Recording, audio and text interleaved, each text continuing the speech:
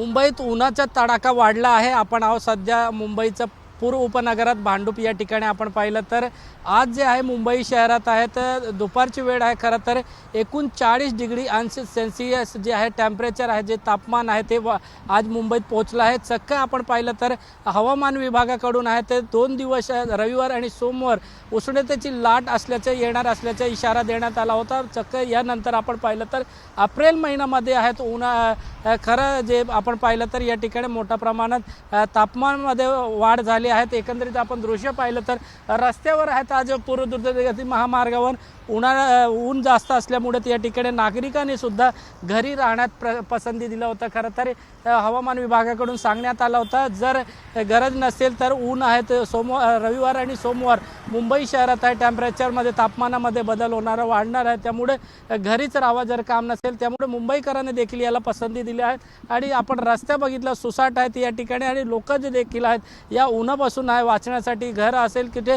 सुरक्षित जागा असेल अशा ठिकाणी जाण्यापासून पसंती दिला आहे। कॅमेरामॅन हेमंत कदम सोबत सत्यम सिंग, एबीपी माझा, मुंबई। एबीपी माझा, उघडा डोळे बघा नीट।